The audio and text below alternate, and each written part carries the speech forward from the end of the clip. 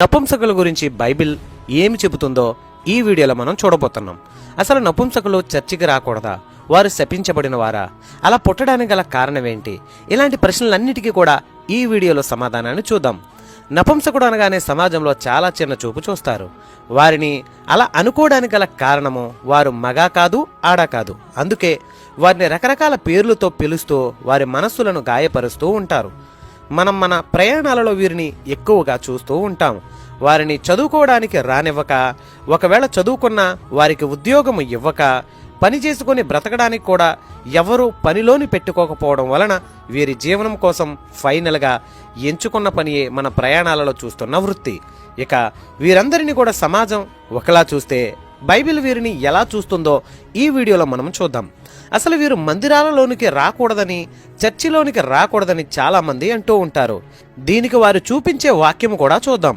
నపుంసకులను హిజ్రాలని పిలుస్తారు. బైబిల్ గ్రంథంలో వారిని షండులు, కుండు, నపుంసకుడు అనే పేర్లతో పిలవడం జరిగింది. ద్వితీయోపదేశకాండం 23వ అధ్యాయము 1-2 వచనాలను చూద్దాం. గాయము నొందిన వృషణములు గలవారే గాని, మర్మాంగములు కోయబడిన వాడే గాని యెహోవా సమాజంలో చేరకూడదు. కుండు యెహోవా సమాజంలో చేరకూడదు. వారికి 10వ తరము వాడైనను యెహోవా సమాజంలో చేరకూడదని రాయబడింది. ఈ మాటను తీసుకుని చాలామంది నపుంసకులు చర్చికి రాకూడదని అంటుంటారు. అయితే రాయబడిన ఈ కుండులను మనము చూస్తే ఇజ్రాయిలులు కానీ ఇతరులుగా వీరిని మనం గమనించవచ్చు. ఇతర దేవతల దగ్గర నృత్యములు చేయడం కోసము వృషణములను కత్తిరించి వారు అలా కేవలం ఆ దేవతల దగ్గరనే సేవలు చేస్తూ ఉంచేవారు. వారికి ఇంకా బయట ప్రపంచంతో సంబంధం లేకుండా పూర్తిగా ఆ దేవతలకే అంకితం చేసేవారు. కావాలని అలా మారేవారు కనుక అలాంటి వారిని దేవుని సమాజంలోనికి చేరకూడదని దేవుడు చెబుతున్నాడు. అయితే నపుంసకులలో 3 రకాలు ఉన్నారని బైబిల్ చెబుతుంది. మత్తయి సువార్త 19వ అధ్యాయము 12వ వచనంలో ఈ మాటను చూస్తాం. తల్లి గర్భం నుండి నపుంసకులుగా పుట్టిన వారు కలరు, మనుషుల చేత నపుంసకులుగా చేయబడిన వారు కలరు, పరలోక రాజ్యము నిమిత్తము తమ్మును తామే నపుంసకులుగా చేసుకున్న నపుంసకులు కలరు. ఈ 3 రకాలైనటువంటి నపుంసకులు సమాజంలో ఉన్నారు. మనుషుల చేత నపుంసకులుగా చేయబడిన వారే పై ద్వితీయోపదేశకాండం 23వ అధ్యాయము 1-2 వచనాలలో ఉన్నవారు. అందుచేత వారి విగ్రహముల కొరకు ప్రత్యేకంగా మనుషుల చేత నపుంసకులుగా చేయబడిన వారు. ఈ వాక్యము ఇలా ఉండగా క్రొత్త నిబంధన ప్రకారము ఈ 3 వర్గాల వారిని గురించి బైబిల్ ఏం చెబుతుందో చూద్దాం. తల్లి గర్భం నుండి నపుంసకులుగా పుట్టినవారు దేవుని చిత్తము. ఎందుకంటే ఒక వ్యక్తి ఎలా పుట్టాలో అది దేవుని ఇష్టము. అంగవైకల్యం గలవారైనా నపుంసకులుగా పుట్టినవారైనా దేవుడే వారిని పుట్టిస్తున్నాడు.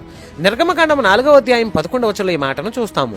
మగవారినే గాని, చెవిటి వారినే గాని, దృష్టి గలవారినే గాని, గ్రుడ్డివారినే గాని యెహోవానైన నేనే పుట్టిస్తున్నానని చెబుతున్నారు. అందరినీ సృష్టించిన సృష్టికర్త ఆయనే. సైన్స్ లో దీన్ని జెనెటికల్ డిజార్డర్ అని అంటారు. అందుకే వారు అలా పుడుతున్నారని చెబుతారు. ఇక పరలోక రాజ్యము కొరకు నపుంసకులుగా చేయబడిన వారు కూడా కలరు. వారిలో డానియేలు, శద్రకు, మేషకు, అబేద్నెగో అయిన వారు మరియు మరికొందరు భక్తులు. ఇంకా అపోస్తలుడైనటువంటి పౌలు గారు కూడా పెళ్లి చేసుకోనకుండా పరలోక రాజ్యము నిమిత్తము తమకు తాము నిర్ణయించుకొని అలా ఉండిపోయిన వారు. ఇంకా యోహాను గారిని కూడా మనం అలాగే చూస్తాము. ఇక్కడ వీరు దేవుని కొరకు పెండ్లి చేసుకోనకుండా తమ శరీర కోరికలను చంపుకొని బ్రతికారు. దేవుని కొరకే చివరి శ్వాస వరకు వారు జీవించారు. ఇప్పుడు ఈ నపుంసకుల గురించి మనం చూద్దాం. బైబిల్ గ్రంథంలో మనకు ఎస్తేరు గ్రంథంలో ఈ నపుంసకులు కనబడతారు. వీరు రాణి దగ్గర కావలి ఉండుటకు రాజు చేత నపుంసకులుగా చేయబడ్డారు. సాధారణంగా పూర్వకాలంలో రాజుల దగ్గర ఇలాంటి వారు ఉండేవారు. రాణులకు పురుషులను కావలి ఉంచితే సమస్య వస్తుందని వారి నపుంసకులుగా మార్చేవారు. అప్పుడు వారు బలంగా ఉండేవారు, స్త్రీ వాంఛలు లేకుండా ఉండేవారు. ఇక దానియేలు గ్రంథంలో కూడా నపుంసకులు దానియేలు మరియు 3 బాలురు అతని సమక్షంలోనే పెంచబడతారు. అపోస్తల కార్యములు 8వ అధ్యాయంలో ఒక నపుంసకుడు యెరూషలేమునకు ఆరాధించడానికి వస్తారు. అతని దగ్గరికి వెళ్లి పిలుపు అతనికి వాక్యాన్ని బోధించి బాప్తిస్మం ఇచ్చినట్లుగా చూడగలం. అంటే ఇతను ఆరాధించడానికి యెరూషలేము దేవాలయానికి వచ్చారంటే అసలు వీరికి దేవాలయంలోనికి ప్రవేశం లేదు అనే వారికి ఈ నపుంసకుడే సమాధానంగా ఉన్నాడు. ఇక నపుంసకులకు దేవుడిస్తున్నటువంటి భరోసాను కూడా చూద్దాం. యెషయా గ్రంథం 56వ అధ్యాయము 3వ వచనాన్ని చూస్తే, యెహోవాను హత్తుకొను అన్యుడు నిశ్చయముగా యెహోవా తన జనులలో నుండి నన్ను వెలివేయనని అనుకొనవద్దు. షండు నేను ఎండిన చెట్టునని అనుకొనవద్దు, నేను ఎండినవాడను అని అనుకోవద్దు అని దేవుడే వారికి భరోసా ఇస్తున్నాడు. అంతేకాదు షండులైన వారు యెహోవాకు ఇష్టమైనవి చేస్తే, ఆయన నిబంధనలను పాటిస్తే అలాంటి వారికి యెహోవా ఇచ్చే ఆస్తిని చూడండి. నా ఇంటను నా ప్రాకారములోను ఒక భాగమును వారికి ఇచ్చేదను అంటున్నాడు. దేవుని ఇల్లు అంటే సంఘము, సంఘములో కూడా వారికి పాలు ఉంటుందని అంటున్నాడు. వారు కూడా సంఘంలో మనవలే కొనసాగవచ్చునని దేవుడు చెబుతున్నారు. వారిని షండులని, హిజ్రాలని, నపుంసకులని మనం పిలుస్తాము. కానీ దేవుడు వారికి పెట్టే పేరు మీకు తెలుసా? మగవారిగా పుడితే కొడుకులని, ఆడవారిగా పుడితే కూతురులని మనం పిలుస్తాము. కానీ నపుంసకులుగా పుడితే అట్టివారిని మనం పిలిచే పేరు అసహ్యంగా ఉంటుంది. కానీ దేవుడు వారికి కొట్టివేయబడిన నిత్యమైన పేరు పెట్టుచున్నానని అంటున్నారు. ఆ పేరు ఏదో కాదు, క్రైస్తవుడు అనే పేరు. గలతీయులకు రాసిన పత్రిక 3వ అధ్యాయము 27-28 వచనాల్లో ఒక మాటను చూస్తాం. క్రీస్తులోనికి బాప్తీసం పొందిన మీరందరూ క్రీస్తును ధరించుకొని ఉన్నారు. ఇందులో యూదుడని, గ్రీసు దేశస్థుడని, దాసుడని, స్వతంత్రుడని లేదు, స్త్రీ అని లేదు, పురుషుడని లేదు, యేసు క్రీస్తునందు మీరందరూ ఏకమై ఉన్నారు. మీరందరూ అబ్రహాము వాగ్దానమునకు వారసులై ఉన్నారు అని చెబుతున్నాడు. అలా బాప్తీసం పొందినటువంటి నపుంసకుడే అపోస్తల కార్యములు 8వ అధ్యాయంలో చూసిన ఐథియోపియా దేశానికి చెందిన నపుంసకుడు. అతడు నపుంసకుడుగా పిలువబడలేదు. ఆ తర్వాత నుండి క్రైస్తవుడుగా పిలువబడ్డారు. చూసారా, దేవుడు వారికి ఎంత గొప్ప పేరును నిర్ణయించాడో. నిజంగా క్రైస్తవుడు అనేటువంటి పేరు ఒక గొప్ప పేరు. అందుకే దేవుడు వారికి భరోసా ఇస్తున్నాడు. ఇర్మియా గారి కాలంలో ఇర్మియా గారి మీద కుట్ర చేసి అతన్ని బురద గుంటలో వేసినప్పుడు అతడు ప్రవక్త అని, అతని మీద వీరందరూ కూడా కుట్ర చేశారని ఎబెద్మెలెకును షండు రాజుగారి దగ్గరికి వెళ్లి ఇర్మియాను విడిపించడానికి పర్మిషన్ కూడా తెచ్చుకుంటాడు. అలా దేవుని పిల్లలకు సహాయం చేసిన వారిలో వీరు కలరు.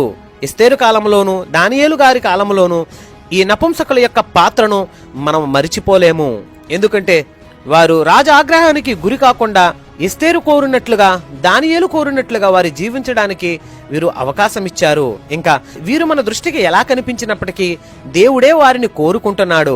చేతనైతే వారిని కూడా మనతో పాటు సమాజంలో స్థానాన్ని ఇద్దాం. అంతేకాని వారిని బాధ పెట్టవద్దు, వారిని హింసింపవద్దు. క్రీస్తు మాటలను వారికి తెలియజేయండి. ఆయన రాజ్యంలో వారికి కూడా భాగముందని చెప్పండి. చాలా మంది అవయవ మార్పిడి చేసుకున్న వారు ఉన్నారు కదా, మరి వారి పరిస్థితి ఏంటి? వారు పరలోకం వెళతారా అని అడుగుతారు. వారి గురించి కూడా మనం బైబిల్ని అడుగుదాం. వారు ఏ స్థితిలో ఉన్నారో ఆ స్థితిలోనే వారిని దేవుడు పిలిచారు. కాబట్టి వారు అలా పిలువబడితే అలానే కంటిన్యూ అవ్వవచ్చు. ఎందుకంటే తెలియని స్థితిలోనే వారందరూ ఆ విధంగా అవయవ మార్పిడి చేసుకున్నారు. కనుక వారు క్రీస్తును నమ్మిన తర్వాత మరలా మారాలనుకుంటే మారలేరు. ఎందుకంటే అప్పటికే వారికి అవయవ మార్పిడి జరిగి ఉంటుంది. సో ఇక వారి వలన అది కాదు. కొరింథీయులకు రాసిన మొదటి పత్రిక 7వ అధ్యాయం 24వ వచనంలో, సహోదరులారా, ప్రతి మనుషుడు ఏ స్థితిలో పిలవబడితిరో ఆ స్థితిలోనే ఉండవలను, దేవునితో సహవాసం కలిగి ఉండాలని చెబుతున్నాడు. మరలా మారాలనుకోవద్దు. ఇక స్వలింగ సంపర్కుల విషయమై బైబిల్ ఒప్పుకోదు. వారు హిజ్రాలైనా మరెవరైనా స్వలింగ సంపర్కం చేసేవారికి సొదొమ గొమొర్రా వలె శిక్ష పడుతుంది. వాళ్ళు శిక్షకు పాత్రులు. కనుక అలాంటి వాటిని చేసేవారు వాటిని విడిచిపెట్టాలి. ఇక రోమీయులకు రాసిన పత్రిక 1వ అధ్యాయం 27వ వచనంలో, స్త్రీలతో స్త్రీలు, పురుషులతో పురుషులు అవాచ్యమైనవి చేయువారు శిక్ష పొందుదురని చూస్తాము. అవి స్వాభావిక విరుద్ధమైన ధర్మం అని బైబిల్ చెబుతుంది. ఇట్టి కార్యములు చేయువారు మరణమునకు తగిన వారని 32వ వచనంలో చూస్తాము. కాబట్టి నపుంసకులైన మీరు క్రీస్తును నమ్ముకొని క్రీస్తు కొరకు జీవించాలని అనుకుంటే ఇలాంటి వాటిని అన్నిటిని కూడా విడిచిపెట్టి క్రీస్తు కొరకు మీ జీవితాలను సమర్పించుకొనిడి. ఇది ఫ్రెండ్స్, నపుంసకులను గురించి దేవుడు ఇస్తున్న భరోసా, దేవుని యొక్క సన్నిధిలో వారి యొక్క పాత్ర. తర్వాత వీడియోలో మరికొన్ని ఇంట్రెస్టింగ్ ప్రశ్నలు మనం చూడబోతున్నాం. ఆ వీడియోలు కనుక మీరు మిస్ కాకుండా ఉండాలి అంటే మన ఈ యూట్యూబ్ ఛానల్ను సబ్స్క్రైబ్ చేసుకోండి. మరియు ఈ ఇన్ఫర్మేషన్ మీకు నచ్చితే ఒక లైక్ చేసి మీ స్నేహితులకు షేర్ చేయండి. మరొక వీడియోతో మరలా కలుసుకుందాం. Thank you friends.